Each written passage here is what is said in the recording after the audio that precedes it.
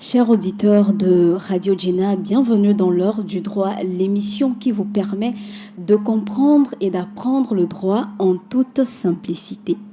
Aujourd'hui, nous abordons le droit commercial qui est encadré non seulement sur le plan national, mais aussi à l'échelle sous-régionale et continentale.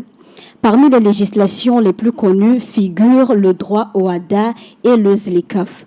Cette émission explore les avantages qu'offrent ces cadres juridiques aux petites et moyennes entreprises ainsi qu'aux entrepreneurs des pays membres.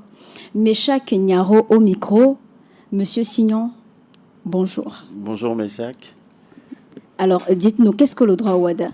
Alors, tout de suite, d'entrée, je voudrais remercier Radio Djena pour l'invitation. Je suis très heureux de revenir sur ce plateau. Et pour répondre à la question, le droit OHADA est un sigle qui signifie Organisation pour l'harmonisation du droit des affaires en Afrique. Donc, c'est un droit qui regroupe 17 États membres, dont le Togo fait partie. Donc, sa genèse remonte au 17 octobre 1993, à un moment donné où il fallait trouver un moyen d'harmoniser les législations, surtout pour attirer des investisseurs. Il faut retenir que dans un pays donné, pour que les activités puissent très bien marcher, il faudrait que le cadre juridique soit approprié. C'est ainsi que les fondateurs donc, du droit OHADA ont compris tout de suite la nécessité d'harmoniser les législations du moins de 17 États.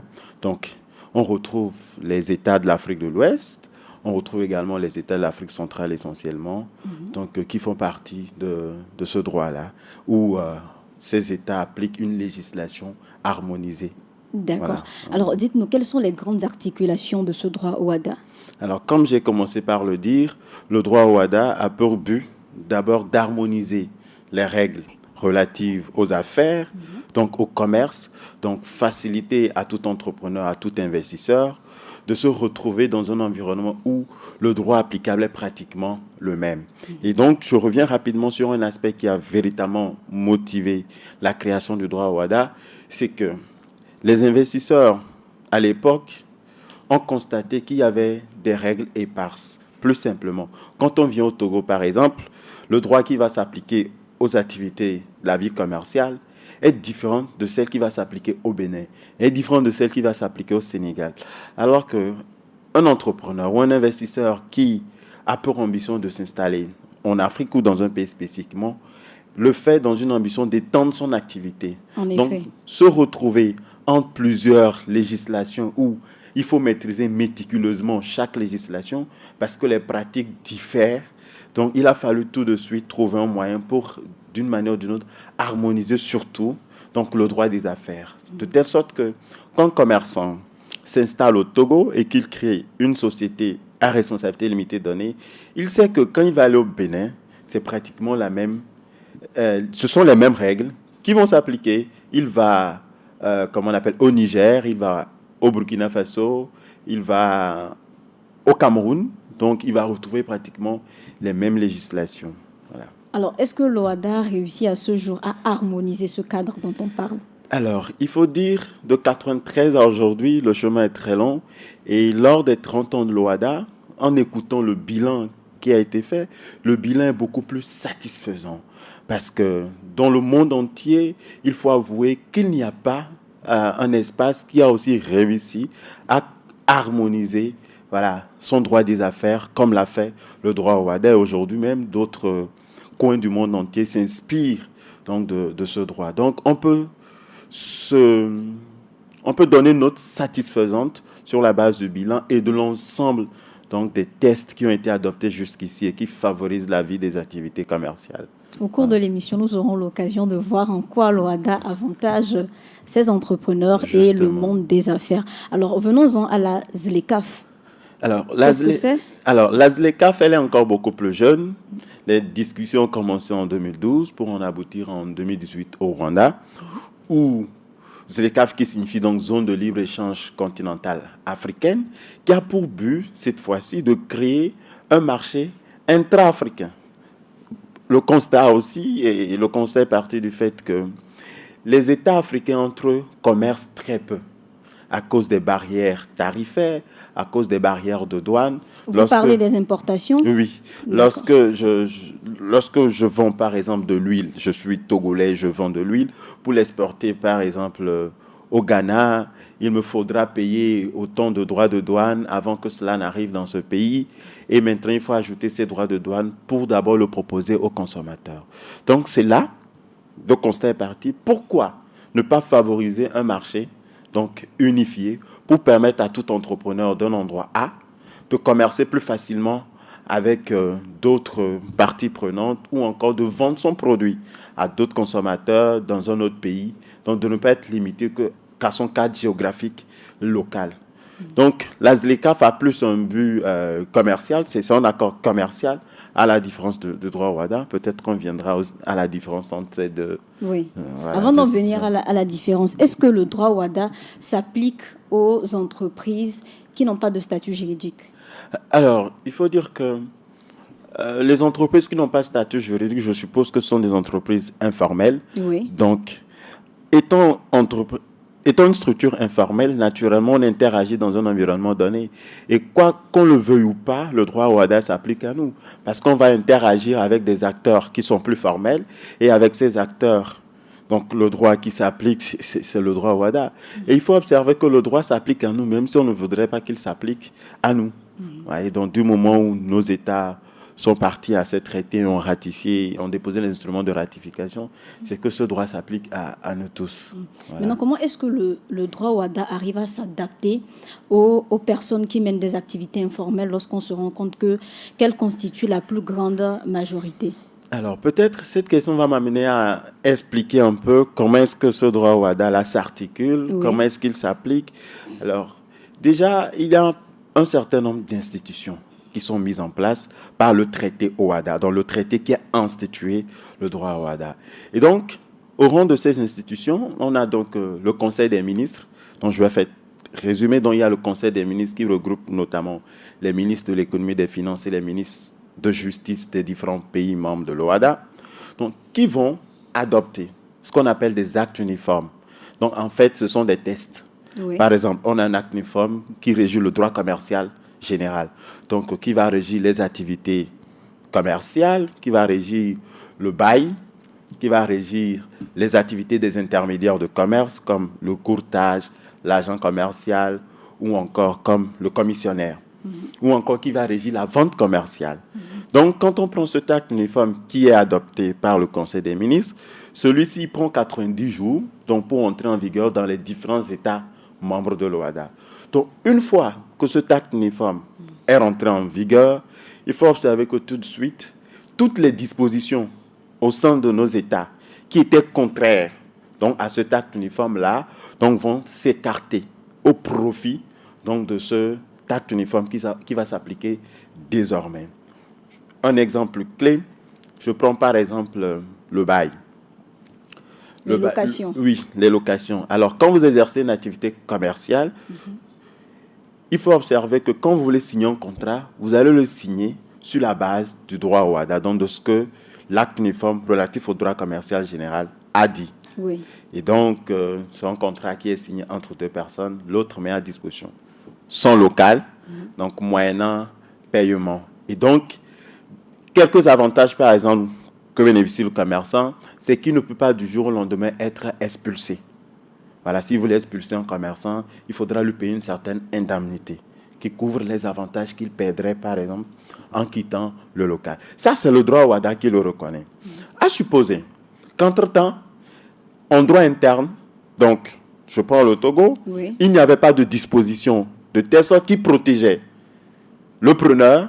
Lorsque cet acte uniforme va rentrer en vigueur, c'est que cet acte uniforme va écarter toutes les dispositions qui étaient contraires donc, à ce droit-là. Et donc, désormais, on va privilégier l'acte uniforme qui va s'appliquer donc, au contrat de bail que la législation qui existait en droit togolais. Donc, le but, comme je le dis, c'est d'harmoniser. Et de la même manière, quand vous allez quitter le Togo et que vous allez au Bénin, c'est la même chose. Vous quittez le Bénin, vous allez au Niger, ainsi de suite. Il faut observer que il y a d'autres pays quand même qui ne font pas partie de l'OHADA. Par exemple, le Ghana n'est pas membre de l'OHADA, donc qui est à côté. Le Nigeria non plus. Il s'agit des pays francophones? Alors, le droit OHADA n'est pas composé que de pays francophones, il y a des pays hispanophones, vous voyez. Mais peut-être quand on regarde un peu, à part le Cameroun, qui a deux systèmes juridiques, un système français, un système de tradition civiliste, un système de common law. À côté, on retrouve essentiellement des pays de tradition civiliste, donc des pays francophones, donc des pays francophones dans le droit au WADA. Oui. Donc, voilà un peu comment est-ce que cet acte uniforme va s'appliquer. Et ça va de même pour d'autres dispositions. Il y a par exemple un acte uniforme qui harmonise comment on appelle, la comptabilité, je le dis de cette façon. Donc désormais, il ne peut y avoir aucune disposition de droit interne régissant donc le traitement des informations comptables qui soit contraire à cet acte uniforme-là, parce que les États ont ratifié, donc par le biais du Conseil des ministres, cet acte uniforme. Donc c'est lui qui va s'appliquer. Je pense, pour ceux qui ont fait la comptabilité, on parle souvent de Cisco-WADA, voilà, donc le plan comptable qu'on utilise, donc qui émane du droit WADA. Donc voilà comment ce droit-là s'applique dans nos différents États, donc par le biais de l'adoption des différents actes uniformes par le Conseil des ministres. Ouais, donc il y a d'autres organes à côté du Conseil des ministres. Bon, on a le secrétariat permanent qui est en réalité l'organe législatif qui va élaborer les tests en collaboration avec les commissions nationales au WADA. Ensuite, on a à côté la Cour commune de justice et d'arbitrage, donc qui est une juridiction communautaire qui est mise en place justement pour assurer véritablement l'harmonisation de ce droit-là. Donc, quand il y a peut-être des mésententes sur l'application d'une règle et tout cela, et qui relève des actes uniformes, donc la juridiction suprême, c'est la CCJA, et qui va s'occuper donc de trancher le litige et s'assurer donc de l'harmonisation du droit au WADA. Donc, voilà un peu. Très bien. Voilà. Alors, avant de rentrer dans les cas pratiques, les exemples, quelle définition, quelle signification le droit WADA donne au commerce, puisqu'il s'applique aux activités commerciales? Alors, la définition est un peu plus technique. On dit le commerçant, c'est celui qui accomplit les actes de commerce par nature, donc à titre de profession. Donc maintenant, on va aller chercher ce qu'on entend par acte de commerce, à titre de acte de commerce par nature, à titre de profession. Et on va voir toute activité, je le résume de cette façon, donc qui permet à une personne de tirer un profit. Donc on va voir comme la vente de, comment on appelle, de biens meubles ou immeubles, justement en vue de tirer profit. On va parler par exemple des opérations de banque, de change, de courtage. Donc, ce que les banquiers font, c'est une activité commerciale. Donc, les activités d'assurance sont aussi considérées comme des activités commerciales. Les activités que font les intermédiaires de commerce, agents commerciaux, commissionnaires ou encore coursiers, sont considérés comme on appelle. Vous avez parlé en temps de courtage et maintenant coursier. Oui, bon, alors, le courtage, donc, c'est, comment on appelle, une opération qui permet à une personne appelée coursier de mettre en relation deux partenaires. Donc, un vendeur, un acheteur, un vendeur, un client, fournisseur, un client. Donc, lui, il va s'appeler coursier. Donc, pas dans le sens où quelqu'un qui fait des courses, donc quelqu'un qui met en relation deux personnes. Donc, par exemple, ces activités sont considérées comme des activités commerciales. Donc, le faire à titre de profession donc, est considéré comme commerçant, ces personnes-là. Mais d'un côté, lorsque vous immatriculez votre société sous la forme commerciale, on vous assimile aussi à des commerçants. Là, je vais parler des personnes morales. Donc, les entreprises? Oui, alors, voilà. Je fais maintenant plus cas spécifique des personnes morales qui, lorsque vous êtes immatriculé en tant que société commerciale, sous la forme de société à responsabilité limitée, on va supposer que c'est une entreprise commerciale. Quelle que soit l'activité que vous faites à l'intérieur, même si c'est une activité civile, on va vous assimiler aux commerçants. Donc, pour être plus simple, imaginez, vous créez une école, mais vous l'immatriculez sous la forme d'une société à responsabilité limitée. On va considérer que c'est une société commerciale. Et que vous êtes commerçant. Oui, alors qu'en réalité, l'objet n'est pas commercial, l'objet est civil. Oui. Ouais. Maintenant, lorsque nous prenons par exemple nos mamans qui vendent au marché, les entrepreneurs qui font des activités génératrices de revenus, c'est dans quelle catégorie on les classe? Alors, il faut dire que à côté de commerçants, moi j'aime faire cet exercice, il y a aussi les revendeurs. Ouais, il y a des revendeurs à ne pas confondre avec les commerçants. Et puis, quand on prend le droit WADA dans sa définition, c'est beaucoup plus structuré. On considère aussi le chiffre d'affaires que fait cette personne-là. Maintenant, quand je prends quelqu'un qui est grossiste au grand marché, qui fait une activité beaucoup plus importante, cette personne peut être considérée comme commerçante. Ouais. Normalement aussi, il faut préciser, pour avoir la qualité de commerçant, il faudrait s'immatriculer.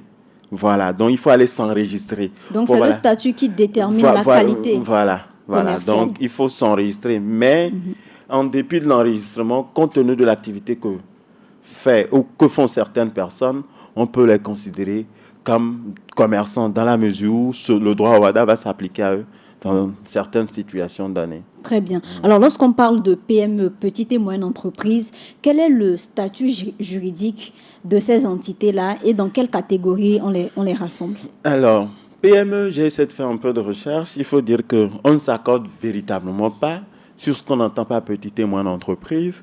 Mais j'ai fouillé un document donc, sur la charte des petites et moyennes entreprises, donc une charte togolaise, et on considère les PME selon les secteurs d'activité. Et donc, quand j'ai vu, il y a le secteur agricole, il y a le secteur commercial, il y a le secteur donc, des prestations de services. Quand j'ai essayé de vérifier un peu, par exemple, dans le secteur agricole, on va considérer d'abord la moyenne entreprise, la petite entreprise et la micro-entreprise. Donc, la petite entreprise, la moyenne entreprise est celle qui a au moins 100 salariés.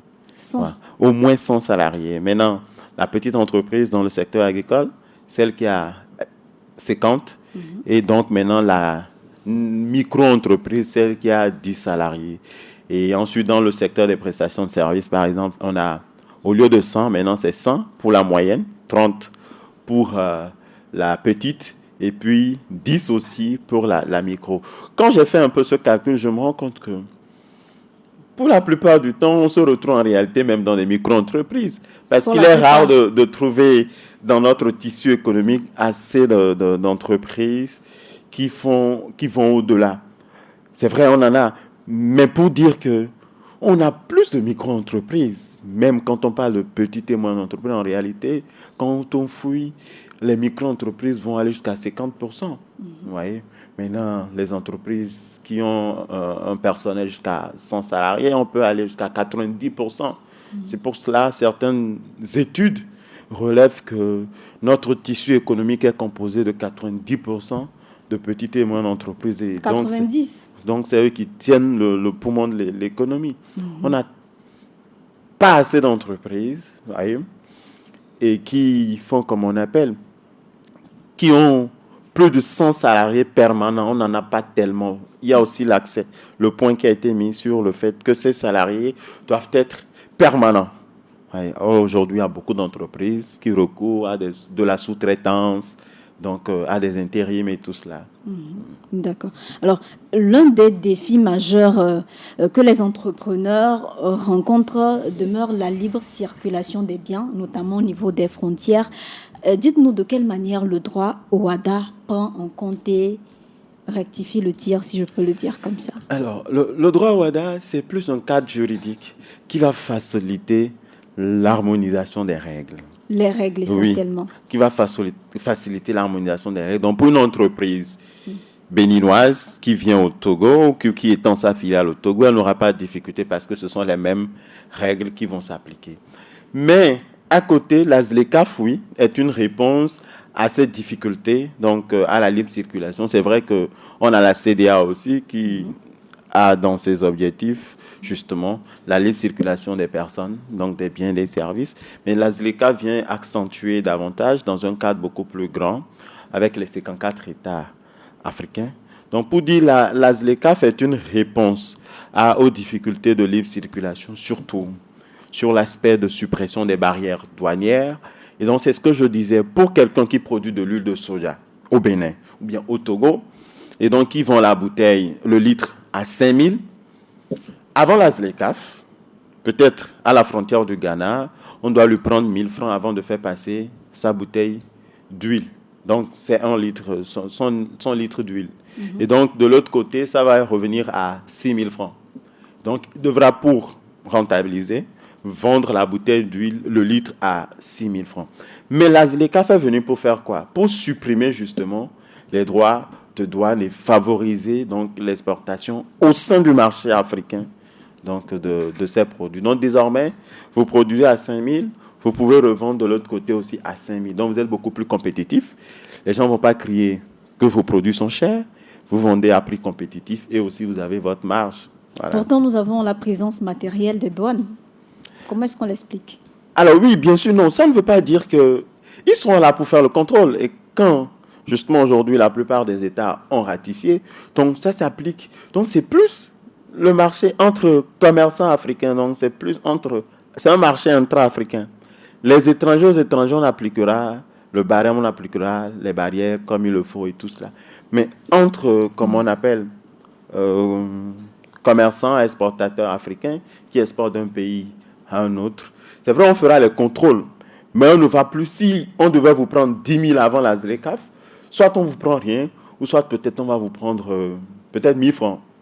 Ouais, donc il y a vraiment une réduction, voire une suppression donc, des droits de douane à des différentes frontières. Oui. Alors, comment est-ce qu'on peut se prévaloir des avantages que nous offre la ZLECAf en tant qu'entrepreneur? Alors, c'est très simple. Du moment où notre État l'a ratifié, aujourd'hui, il y a ces organismes qui non seulement sont là pour faciliter la mise en œuvre donc, de l'accord. Au Togo, il faut se rapprocher de la Chambre du commerce et d'industrie, donc du Togo, donc, qui a en son sein un organe, justement, qui facilite la mise en œuvre de l'accord. Voyez? Donc, quand vous exportez, naturellement, il y a quand même des formalités à faire. Il faut être formel, il faut être une entreprise formelle. Voilà, il faut avoir un statut juridique précis. Il faut remplir un certain nombre de conditions. Il faut avoir, comment on appelle, il faut être en bon état, fiscalement parlant, il faut être en bonne santé au plan local, donc avoir tous les documents nécessaires, ce qui va faciliter l'exportation. Donc il ne suffit pas juste de se lever aujourd'hui et de commencer à exporter, mais remplir toutes ces conditions, se rapprocher justement de la Chambre du commerce et d'industrie du Togo, donc pour voir les formalités éventuelles à accomplir avant de faire, comme on appelle, d'exporter. Oui. Donc en allant au niveau de la Chambre commerciale, on nous donne une sorte de carte ou de documents qui nous permet de traverser facilement les frontières? Alors, je ne saurais le dire tout de suite parce que peut-être poser la question à des spécialistes véritablement qui s'occupent de ces questions.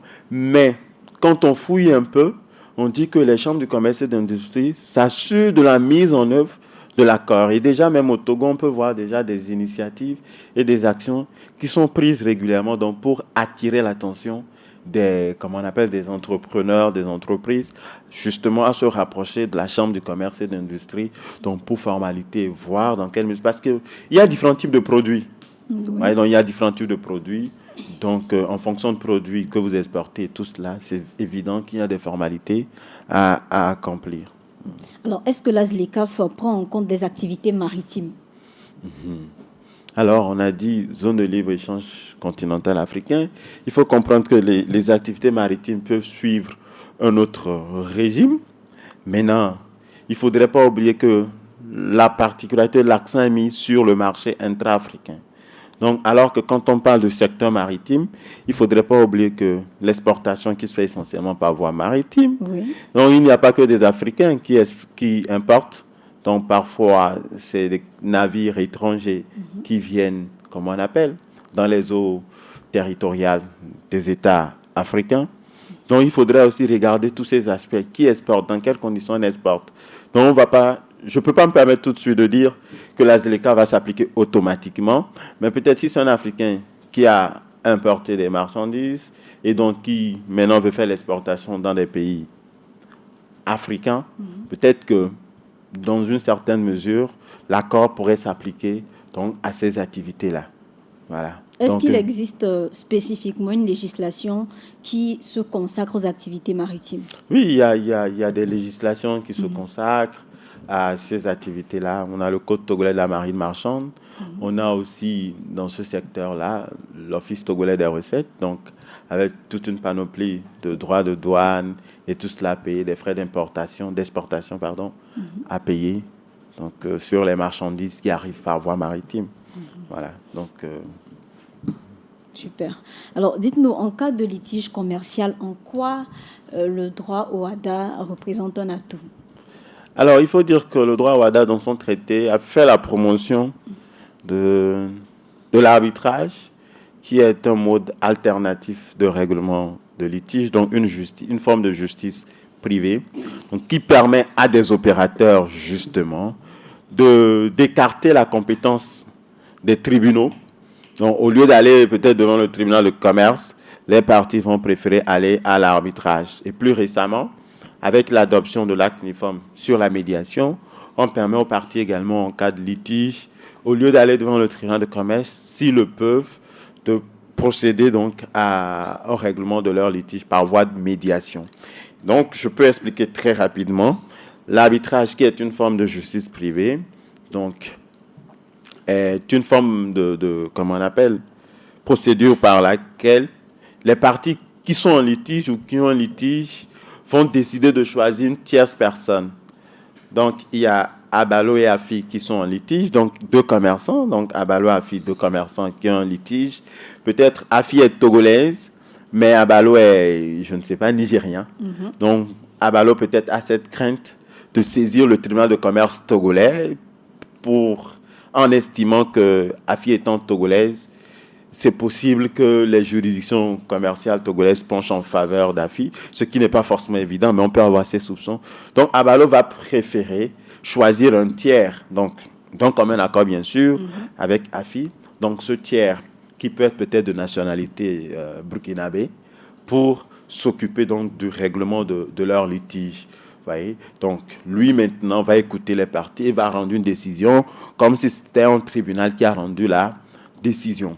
Ou soit, les deux peuvent décider de s'en remettre à une institution qui a essentiellement pour but d'administrer des procédures d'arbitrage, comme le SIAM, là où je travaille actuellement, donc Centre international d'arbitrage et de médiation, donc qui est un centre justement qui administre des procédures d'arbitrage.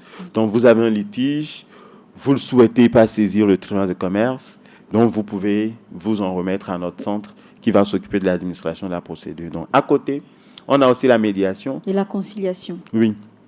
Donc, on a la médiation, en réalité, qui est laissée à la portée toujours des parties. Donc, c'est un mode amiable de règlement de litige, à la différence de l'arbitrage. Donc, lui, les parties vont décider de choisir un tiers qui va s'appeler médiateur, donc qui va les accompagner jusqu'à ce qu'elle-même, elle trouve un accord. En réalité, le médiateur accompagne les parties. Elle ne va pas leur imposer un accord, une décision, mais elle va accompagner les parties à ce que les parties puissent trouver un accord. Et donc, l'acte uniforme sur la médiation, encore l'acte uniforme sur l'arbitrage, résulte du droit WADA. Donc, le droit WADA a mis à disposition ces outils pour aider les entreprises, les acteurs de la vie commerciale ou des affaires à facilement régler leurs litiges. Donc, vous allez voir, il est très important dans un contrat de prévoir une clause de règlement de litige. Très souvent, on dit tout litige qui résultera de l'interprétation ou encore de l'exécution de ce contrat sera soumis donc, à l'arbitrage ou sera réglé amiablement. À défaut. Maintenant, est-ce que ça dépend de la, je vais dire, la quantité ou bien la taille de l'entreprise? Et si pour, comme je parlais tantôt, des personnes qui sont dans l'informel et qui ne rédigent pas forcément de contrat avant de travailler ensemble, dans ce cas, c'est comment c'est fait? Alors déjà, ça, la question de l'informel est une question qui se pose aujourd'hui. Je peux même me permettre de dire que il y a d'ailleurs plus d'entreprises informelles que celles qui sont formelles. Oui. Donc d'ailleurs, quand on est informel, il est difficile même de parler d'entreprise, donc parce qu'on exerce dans un cadre qui n'est pas structuré. Et donc, on fait des activités, on accomplit des actes de commerce, c'est-à-dire que on se comporte comme commerçant, mais on ne veut pas donc s'enregistrer pour bénéficier pleinement du statut. Il faut avouer que le droit va s'appliquer à vous. Généralement, ces personnes ont recours aux convocations dans les commissariats Oui. pour régler. Alors que je pense qu'aujourd'hui, il y a un véritable travail qui est fait au niveau des commissariats. La plupart des commissariats renvoient devant le tribunal parce que ce n'est pas de leur compétence. Les commissariats, en réalité, sont là que pour des infractions. Ouais, quand il y a infraction, il peut s'agir d'une contravention, peut s'agir de coups et blessures, donc un délit ou un crime, donc on les saisit. Et donc la plupart aujourd'hui des commissariats renvoient auprès du tribunal.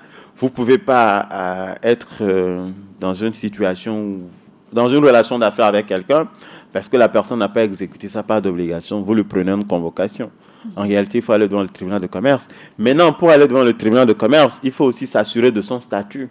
Et donc, parfois, ça pénalise lorsque vous n'avez pas un statut juridique adéquat, alors que vous avez accompli des actes de ce statut. Parfois, vous ne pouvez pas revendiquer les droits de ce statut-là. Donc, ça peut vous pénaliser. Finalement, vous allez vous retrouver dépourvu. Donc, c'est pour ça qu'il est très important. C'est vrai, formaliser nécessite beaucoup de choses. Je le disais la dernière fois. Il faudrait prendre un véritable temps de s'assurer la structuration. Parce que quand on formalise, c'est comme quand on met un bébé au monde et on le déclare. On dit, c'est vrai, c'est votre enfant. Mais si vous ne prenez pas soin de cet enfant, vous pouvez faire la prison, on peut vous condamner. Peut-être parce que vous maltraitez l'enfant. Pour l'entreprise également, ça peut s'apparenter de cette façon. Lorsque vous créez une entreprise, c'est comme un enfant, vous devez prendre soin. Si vous ne prenez pas soin, vous ne faites pas les déclarations, le fisc sera à votre porte. Et très souvent, c'est ce qui redoute beaucoup de personnes. Si le fisc n'est pas à votre porte, ça peut être des tiers qui seront à votre porte parce que vous avez utilisé l'argent de l'entreprise à d'autres fins. Et vous pourrez aussi vous retrouver en prison. Ouais. Donc, c'est difficile pour les gens de comprendre cela, mais en réalité, la formalisation profite plus à la personne. En cas de litige? En cas de litige, par exemple, en cas de réclamer des droits ou dans des relations, lorsque vous signez un contrat, vous êtes beaucoup plus protégé. Quand voilà, l'une des parties ou l'autre partie plutôt n'exécute pas ses obligations. Voilà. Donc, alors, quelles recommandations donneriez-vous aux entrepreneurs pour maximiser les opportunités offertes à la fois par la ZLECAf et le droit WADA? Alors, c'est de s'informer. C'est de s'informer. On dit toujours qu'il y a l'information à le pouvoir. Et aujourd'hui, je pense que les entrepreneurs sont beaucoup plus en réseau. Si ce n'est pas le cas, je recommanderais à ces entrepreneurs qui évoluent en vase clos de se mettre en réseau. C'est très important parce qu'en réseau, en communauté, il y a des informations qui passent. Donc, en étant en réseau, on s'informe mieux. Maintenant, en s'informant, il faut chercher à comprendre. Il ne faut pas juste avoir l'information et en faire des préjugés, mais il faut chercher à comprendre. Par exemple, pour le droit WADA, dont j'en maîtrise pleinement la manipulation, donc pour l'avoir étudié pendant longtemps, donc il faut recourir à des juristes parfois pour comprendre un peu les interactions. Vous avez une entreprise togolaise et que vous voulez étendre vos activités au Bénin. C'est vrai, vous avez l'information comme quoi il est possible grâce au droit WADA d'étendre vos activités au Bénin, donc d'avoir une filiale au Bénin. Là maintenant, il faut se rapprocher d'un juriste qui va vous expliquer comment est-ce qu'il faut étendre son entreprise ou son activité. De la même manière, vous voulez exporter au Rwanda, au Kenya, au Burkina Faso, au Ghana, il faudrait se rapprocher de la Chambre du commerce et de l'industrie et s'informer quelles sont les conditions nécessaires pour que je puisse exporter sans que des droits de douane s'appliquent à moi. Voilà. Ou soit en tant qu'entrepreneur, il faut faire des tours. Le secrétariat de la ZLECAf se trouve à Accra. Donc, ce n'est pas du tout loin. Bon, pour un Togolais, donc ce n'est pas du tout loin d'y aller au secrétariat. Ils sont très accueillants. Est-ce qu'il y a possibilité de le faire aussi en ligne? Oui, alors ils ont un site internet où vous pouvez trouver tellement d'informations. Il y a une panoplie d'informations que vous pourriez trouver sur internet également. Donc, sur leur site internet. Et tout est envoyé en mail s'il le faut. Voilà. Donc, au Togo, il y a un répondant. Il y a une personne qui répond, qui représente la ZLECAf au Togo. Et donc, vous vous rapprochez comment on appelle, de la Chambre du commerce et de l'industrie du Togo, vous aurez assez d'informations. Ou encore, dans un sens plus large, aller au ministère du commerce, de l'industrie et de l'artisanat. Donc, voilà. Très bien. Alors, pour finir, comment les PME et les micro-entreprises dont vous avez parlé doivent se comporter pour faire face aux défis juridiques et administratifs auxquels ils sont confrontés? Alors, c'est d'avoir, comme je le dis, c'est de s'informer et il faudrait pas être dans le déni du fait que c'est difficile. Donc, c'est difficile. En réalité, c'est parce qu'on manque d'informations qu'on pense parfois que c'est difficile. Quand on va à l'information et qu'on ne comprend pas l'information, il est très important de chercher maintenant à trouver des spécialistes qui vont nous expliquer l'information. Et aujourd'hui, la plupart des entrepreneurs qui évoluent en communauté, je pense, s'en sortent pas mal parce qu'il y a assez de programmes, il y a assez d'activités qui sont faites en faveur de ces entrepreneurs. Je pense aussi à des incubateurs.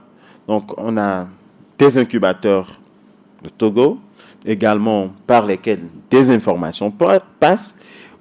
Dans ces incubateurs, il y a des spécialistes donc, qui facilitent la compréhension d'un certain nombre de choses à ces entrepreneurs pour faire face à leurs difficultés. Oui. Quel que soit l'environnement, même en tant qu'individu, on a des difficultés. Donc, quand on a une entreprise maintenant, ça fait deux. On est nous-mêmes, on est à part, on a l'entreprise à part. Donc, il y a des difficultés à deux niveaux à gérer. Donc, il faut avoir un très bon tableau de bord. Donc, avoir un très bon tableau de bord, spécifier les différents challenges auxquels on fait face et donc essayer au fur et à mesure de voir comment est-ce qu'on traite, on règle chaque difficulté. Parfois, certaines difficultés, il suffit juste d'avoir la petite information. Parfois, on a trop peur. Certains entrepreneurs ont tellement peur. Ouais, juste peut-être une obligation à faire à l'endroit de la Caisse nationale de sécurité sociale. On ne la fait pas parce qu'on dit, ah, si je vais là-bas, on va avoir une idée de ce que je fais, on va me connaître et tout ça. Non, en réalité, on ne peut pas faire d'omelette sans casser d'œufs. Donc il faut prendre le risque. Oui, il faut accepter que je suis dans cet environnement avec ces personnes-là. Donc, étant dans cet environnement avec ces institutions, avec ces organes, il faut maintenant voir dans quelle mesure on peut facilement naviguer parce qu'il y a des grandes entreprises qui s'en sortent facilement, ou même il y a encore des entreprises qui s'en sortent très bien. Voilà. Ouais, très bien. Emmanuel Signon, nous sommes arrivés à la fin de cette émission. C'est un plaisir de vous recevoir. Le plaisir est partagé. Merci. Merci. Chers auditeurs de Radio Djena et de l'heure du droit, nous sommes arrivés à la fin de cette émission. Merci de nous avoir suivis et à très bientôt pour un nouveau numéro. C'était Michak Nyaro au micro. Au revoir.